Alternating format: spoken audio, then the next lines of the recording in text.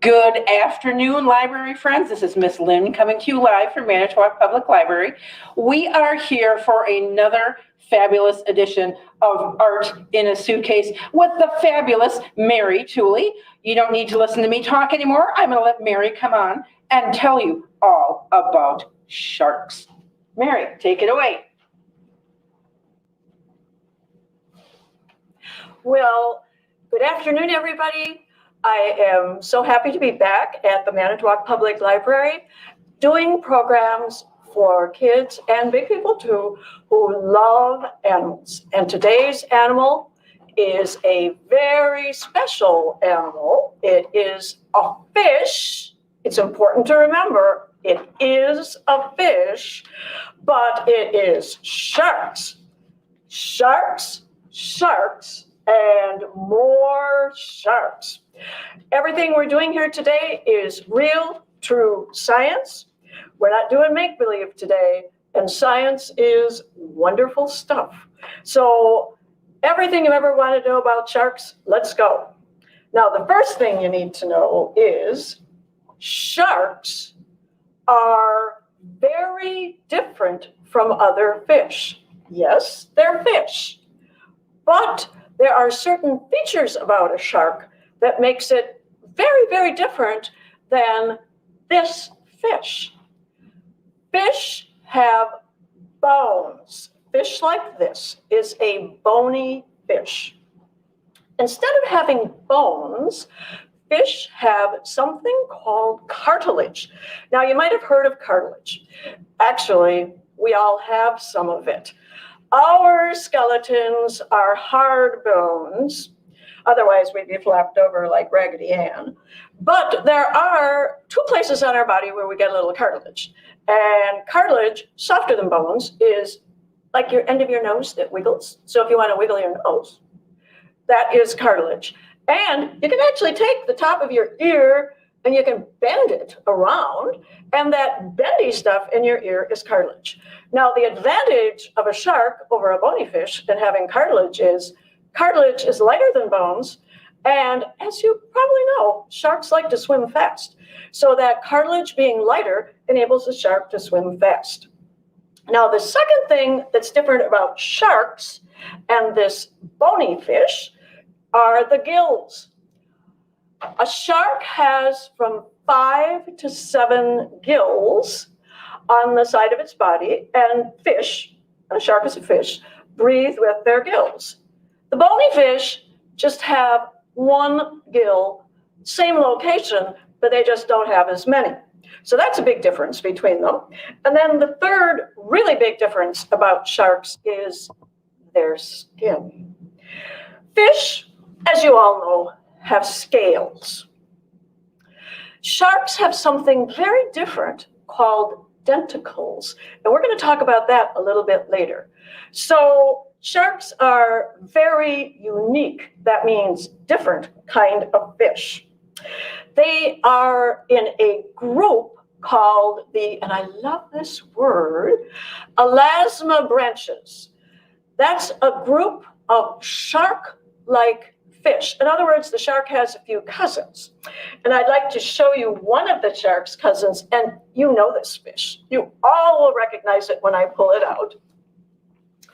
It's a stingray. Stingrays are very, very close cousins to sharks.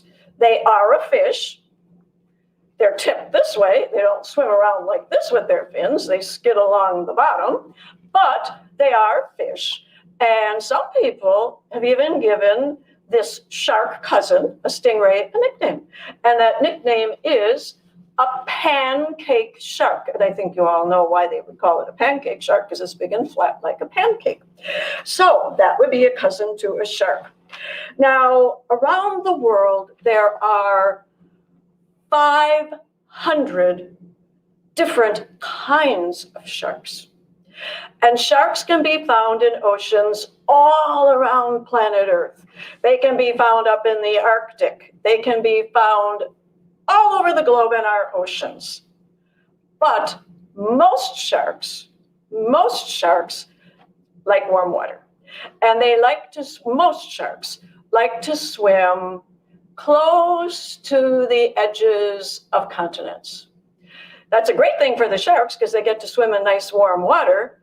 Not so great for people who want to put their beaches at the same place some of the sharks are. Now, the other thing that you have to know about sharks is, and this is very important, kids, oceans have salt water. Sharks are designed to swim only in salt water. There's a very, very, very tiny group of sharks, that can come into rivers out of the ocean and survive there. Those would be called bull sharks, and they've got a few relatives too. But almost all the sharks on planet Earth have to be in salt water or they would die. So if you had a shark and you dumped it in Lake Michigan, that shark would not stay alive. It could not breathe in that water. They have to be in salt water. So you will never, ever be swimming in Lake Michigan and meet a shark. That is impossible. And that is an important thing to know.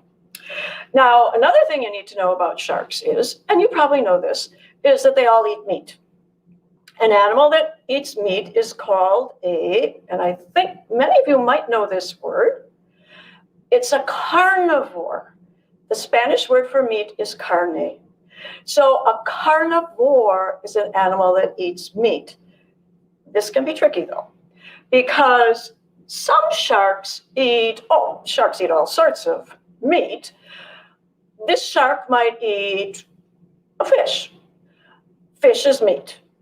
But the bigger the shark gets, the smaller the meat it eats. That sounds kind of funny, doesn't it? The biggest shark, which is also the biggest fish in the world, eats the little tiny shrimp-like creatures that are called krill. It's easy to forget that a little tiny shrimp-like thing is meat, but it is. It's just a little piece of meat. So sharks are carnivores. Now, there's something else about sharks that might surprise you. In the shark family, who do you think is going to be the big one? Do you think it's going to be the dad who's bigger than the mom?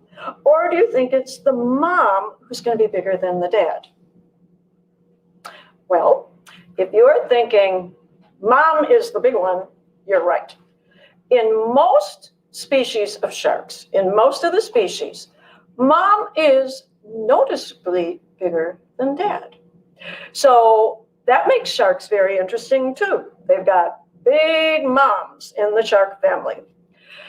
Sharks have been swimming in oceans on our planet Earth for over 400 million years. Now, that means that before there were dinosaurs on Earth, there were sharks. Long before there were dinosaurs, there were sharks swimming around in the oceans. And then the dinosaurs, like Stegi here, Stegosaurus, came, and the dinosaurs walked on Earth for millions and millions and millions and millions and millions of years. But then you all know what happened. The dinosaurs went extinct, which means gone forever, won't come back. No more dinosaurs on Earth. But the sharks are still very, very much with us, still swimming. And when Mother Nature creates an animal with a design that really works for it, the sharks that are swimming around on Earth now look very much like the designs of those ancient sharks. Very streamlined body, streamlined, so it can zoom through the water. And for all of you who live in Manitowoc, there's an interesting comparison here that we can make. In fact, we're practically on top of it here at the library because the submarine is right across the street from the library. And the people who designed submarines got the idea for the shape of a submarine, which you want to go through the water very fast and efficiently. They copied the design of a shark's body. So sharks have not changed much over millions of years because it's such a well-designed body for swimming fast through the water. Now, the sharks that lived a long time ago, the prehistoric sharks, got very supersized. There was one prehistoric shark whose name was, and this is a mouthful, but it's fun to say, Carcharodon megalodon. Carcharodon megalodon was a prehistoric shark, and there aren't very many fossils of these prehistoric animals. Like, we have lots of dinosaur bones that we can dig up, but there aren't very many shark fossils because they don't have hard bones. They have cartilage, and cartilage doesn't turn into fossils very well the way hard bones do. But I do have a fossil. This is real. This is true, kids. This is not make-believe. This is the real thing. It's a fossil from the prehistoric shark Carcharodon megalodon.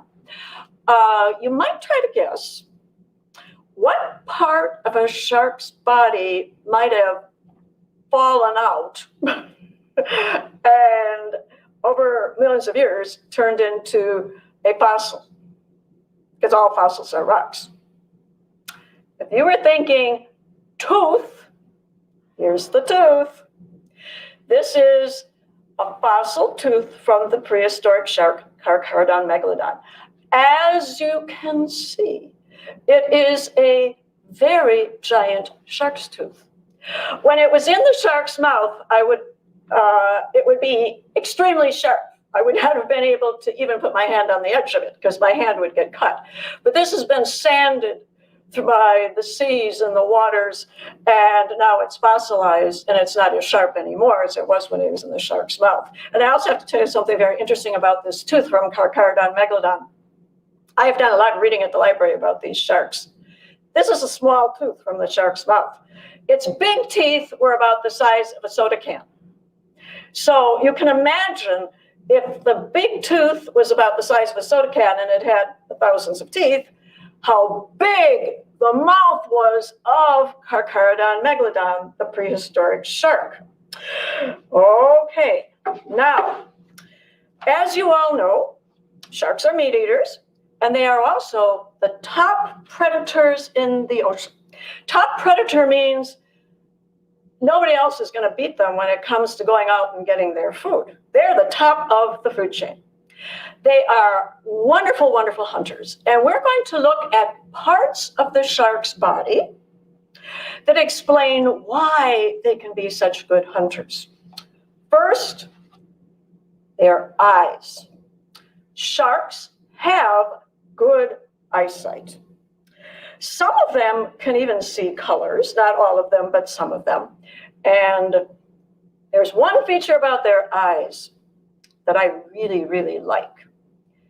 If any of you have a cat, have you ever seen your cat's eyes glow in the dark?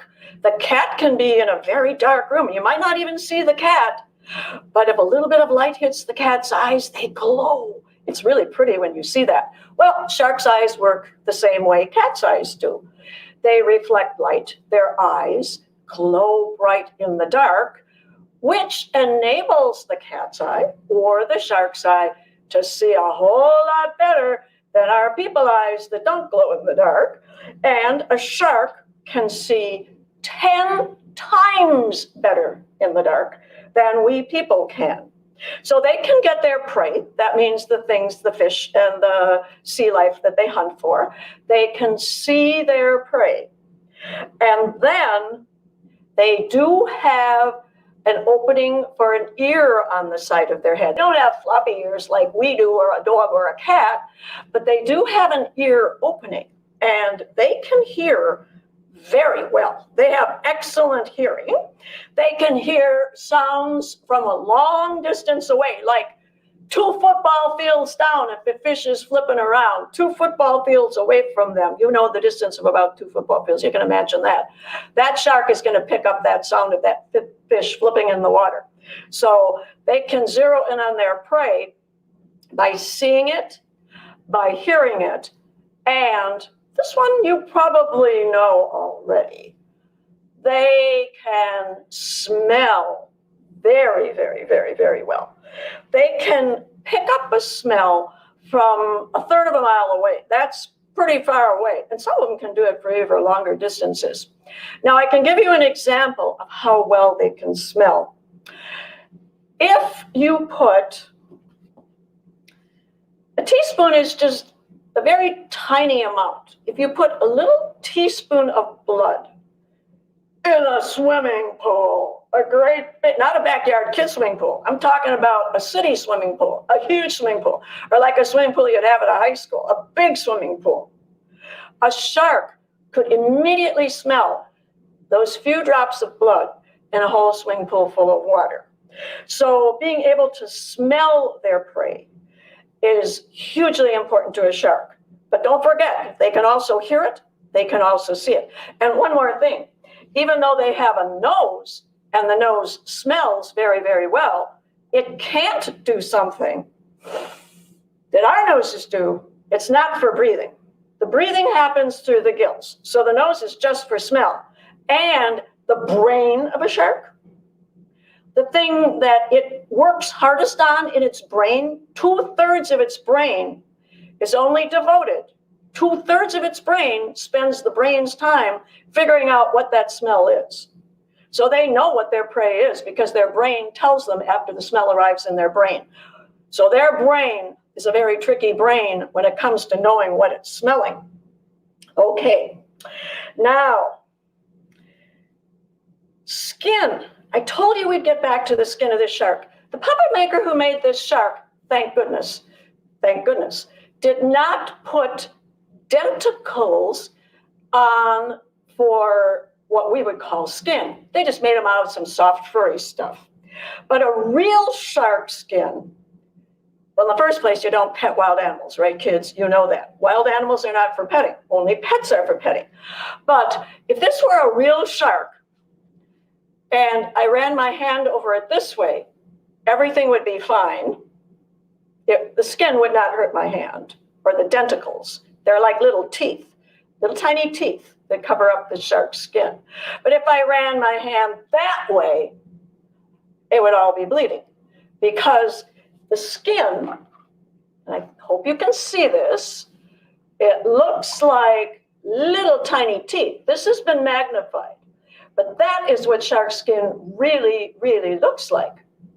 And these little tiny teeth covering the whole body of the shark, that keeps the shark, the scientists think, it's still a theory, but they think that that helps the shark swim faster. In fact, for some of the Olympic swimmers now, they're putting little things like that on some of their rubber swimming suits. So the swimmers can swim faster by having those little pointed bumps on their swimming suits. Okay, now, teeth. You all know about shark teeth, of course. So I thought maybe you'd like to see, and boy, I have to be really careful here. I thought maybe you would like to see a real shark's jaw. This is an actual jaw of a shark.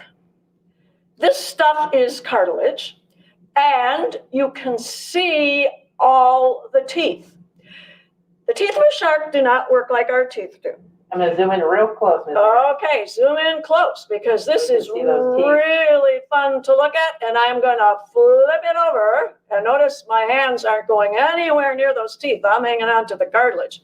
These teeth are sharp, very sharp. I would cut my hand if I got anywhere near those teeth because sharks' teeth are made for cutting and tearing and hanging on. Sharks' teeth don't chew. Our teeth, lots of them are made for chewing. Sharks' teeth are made for cutting and slicing. And, excuse me, you can see that there are many rows of teeth in the shark's mouth. When the shark catches its prey, some of those teeth might be ripped up if the fish puts up a fight. Doesn't matter. The teeth from the back rows move up and fill in where the front teeth got ripped out. So sharks are constantly losing teeth, and they're constantly growing more teeth their entire life. When your parents tell you, be careful, you've got your second teeth, When your second set of teeth come in, that's it. You don't grow any more teeth. If you have an accident and they're knocked out, you will not grow new ones. But a shark, some sharks in their lifetime, kids, actually have 30,000 teeth. And they keep making new teeth all their life. So that's a very interesting way of having teeth, an endless supply. Now, there's one other amazing thing about sharks. Sharks have a sense.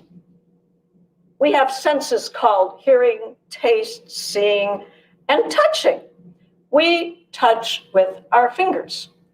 Well, sharks don't have fingers, and they don't use their fins like fingers, but they have a way of knowing that an animal is around. Now, this is a little hard to understand, but hey, if you're animal-loving kids, you're smart kids. You're curious, you want to learn more. Hang on, I think you'll get it. Animals give off, including us, a little bit of electricity. You've made a spark, haven't you? You can make a spark. Okay, there's electricity all over the place.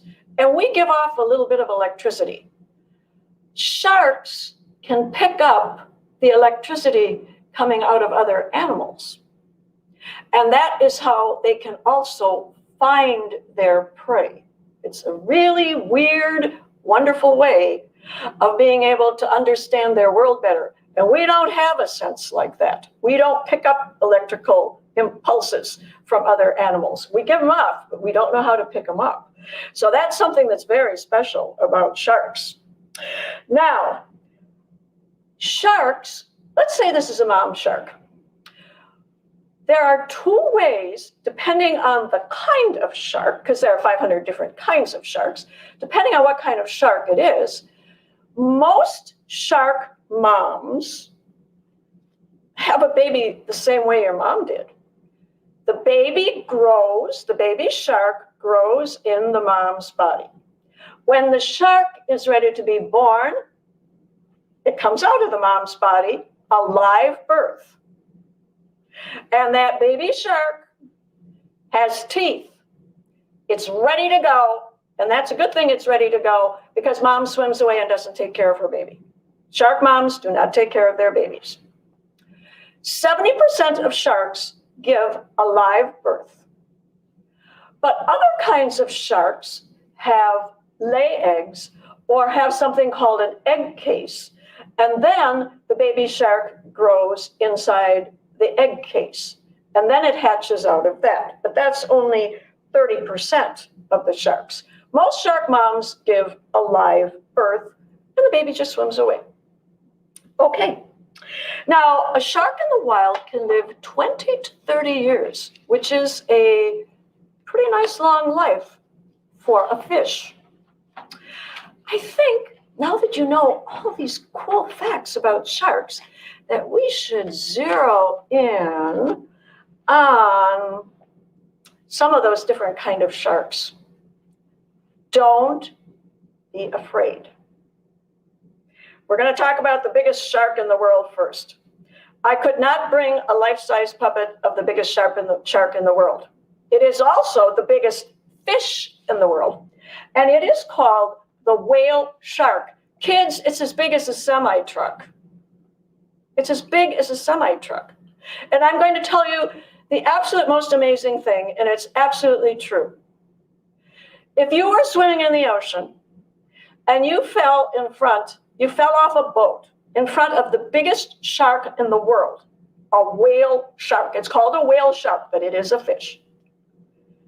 Absolutely nothing would happen to you. This is the mouth of this gigantic whale shark.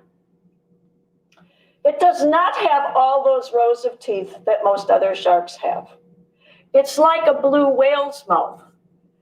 It filters those little tiny shrimp called krill, the same thing the big blue whale eats.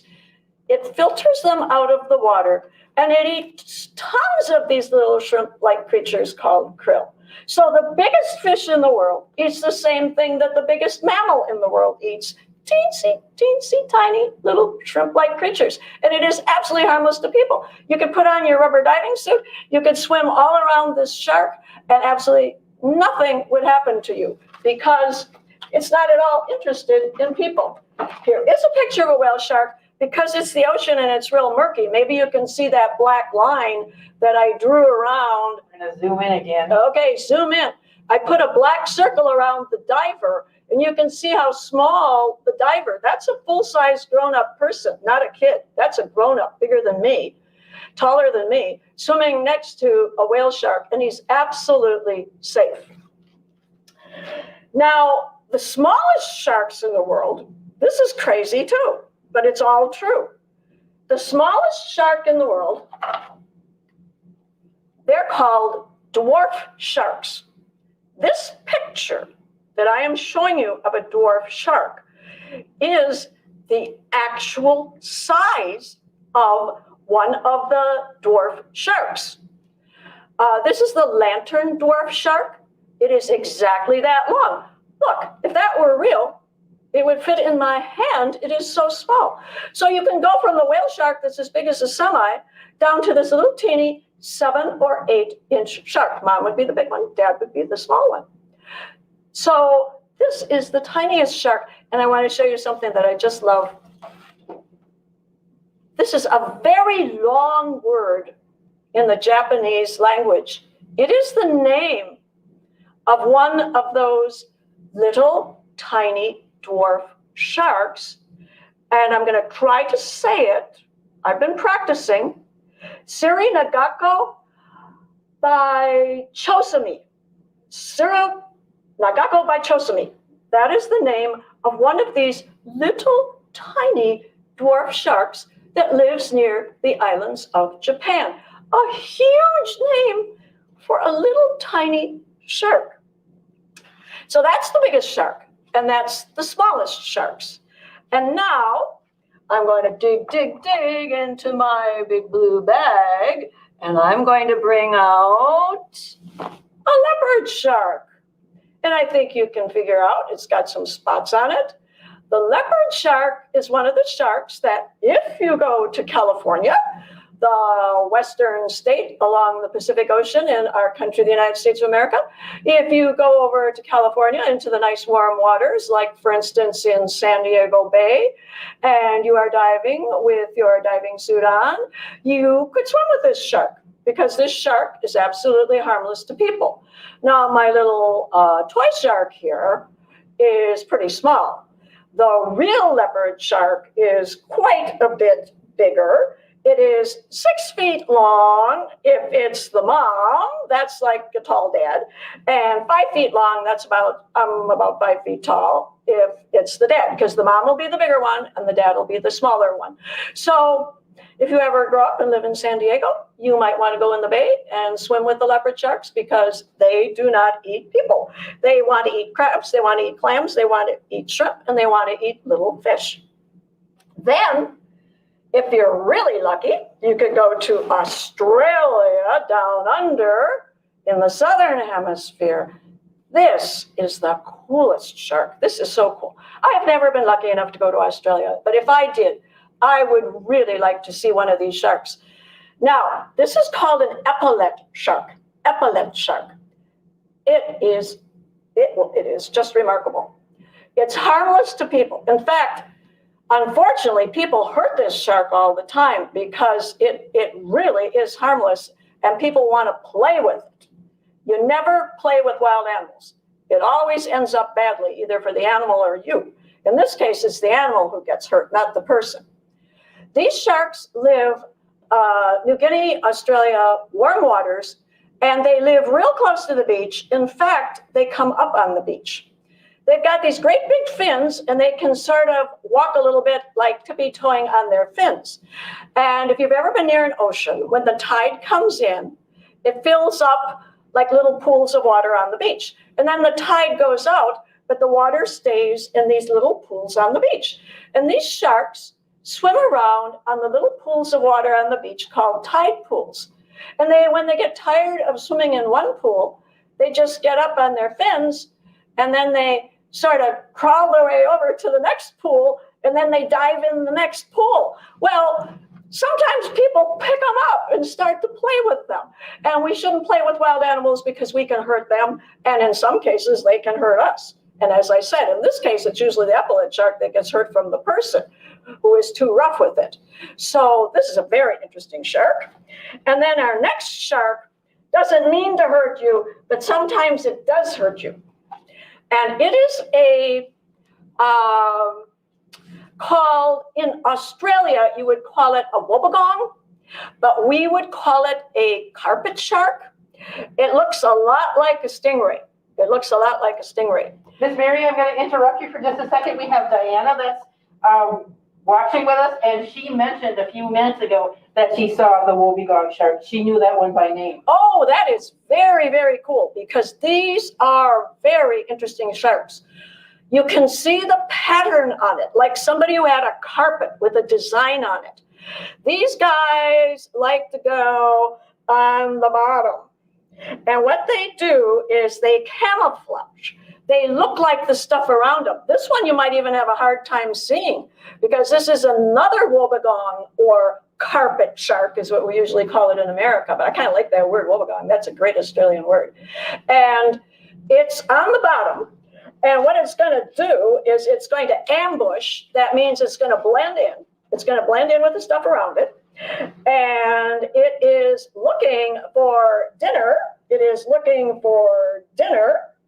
And it's going to try to catch its dinner by ambushing it. Now, here's where the trouble comes.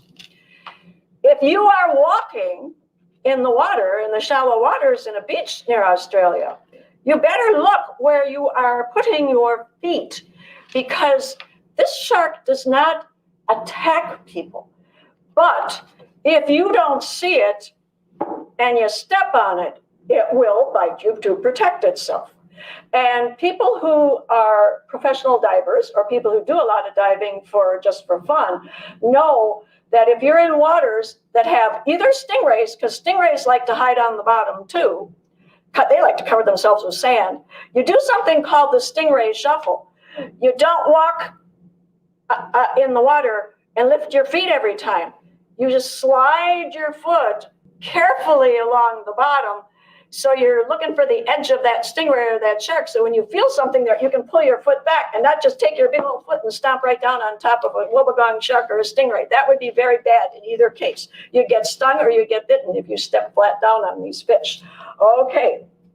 Now, this shark down here in the bottom of my bed needs no introduction. You're all going to know this shark. Hammerhead. Hammerhead sharks. Really weird looking sharks.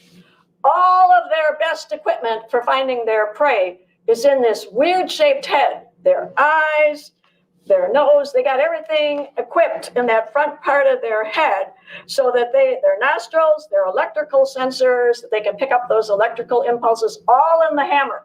They've got a big range of vision. Swing that hammerhead back and forth, the fish will get all stirred up, plus they'll be able to see behind them, in front of them. Just a really good way of finding dinner by having a hammerhead. The biggest hammerhead shark, are you ready for this? It weighs 1,000 pounds. That's huge. 1,000 pounds is huge. Huge. You do not mess with a 20-foot long giant hammerhead shark. But they're all different kinds of hammerhead sharks. And most hammerhead sharks are much smaller than 20 feet long. And most of the smaller ones, most of the smaller hammerheads, this would be a smaller hammerhead, of course, are pretty harmless to people. Now, their favorite food is stingrays. So they go down to the bottom and they knock the sand around with their head and stir everything up. And then they pin the stingray down with their hammerhead. Pretty neat way of catching dinner. Now, to end up, oh, and then I have one more shark to show you. This shark is not to be messed with. This is probably, kids, the most important serious thing we're going to talk about in our whole program together here today. You know you don't have to worry, there are no sharks in Lake Michigan. But America's a beautiful country, And when you grow up, or even when you're a kid, there's a good likelihood you're going to see either of our two beautiful oceans, the Atlantic or the Pacific. Both those oceans have sharks. You go to beaches on those oceans, and the sharks like to come into the shallow water. So I'm going to tell you the absolute truth about shark attacks. The absolute truth. Most sharks don't harm people. I know you see all this stuff on Shark Week on television, and all these sharks are killing people. But most sharks don't kill people. There are 500 different kinds of sharks, and only 12 of 500 are really, really, really, really, really dangerous to people. You don't ever want to go into water when those 12 sharks are in the water. There are about 30 species of 500 that sometimes bother, some of those other 30, sometimes they bother you, sometimes they don't, but you are best to stay out of the water.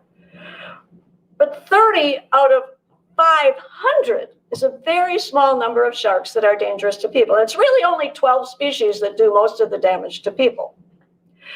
Now, open your ears, open your brain, and this is something I really, really would like you to try to remember. In a whole year on all of planet Earth, only 5, at the most 10 people get attacked by a shark and end up dying. It's very horrible when that happens. But it's only 5 or 10 people. Many more people die of dog bites and bee stings. But I'd like you to even try to guess how many sharks are killed by people. Make a guess, kids. We kill 5 or 10. We are killed, people. 5 or 10 people die. People kill 100 million sharks. Many of our shark species are going extinct because so many sharks are being killed. So you don't want to swim on a beach that has sightings of sharks. You can very easily keep yourself safe from sharks. First rule, never, when you're on a vacation at an ocean, just hop out of your car and say, I'm going to swim here if there's not a lifeguard at that beach. Most of the beaches in America where sharks are known to visit have nets out there, or they have a lifeguard in a boat patrolling the waters, but the lifeguards are there to protect you. If the sign says there are sharks in the water, that beach will be closed. You just don't want to go hopping in the water anywhere along the ocean. Swim at a beach with lifeguards. Remember that a shark attack, your chance of getting attacked by a shark are 1 in a billion. This is probably never, ever, ever going to happen to you. So you don't have to go around worrying about it. Now, usually what happens when there is a shark attack is, and this is all based on scientific evidence, people who study this. Why does the shark attack? Well, divers wear those rubber suits. We look like seals and animals that the shark wants to eat.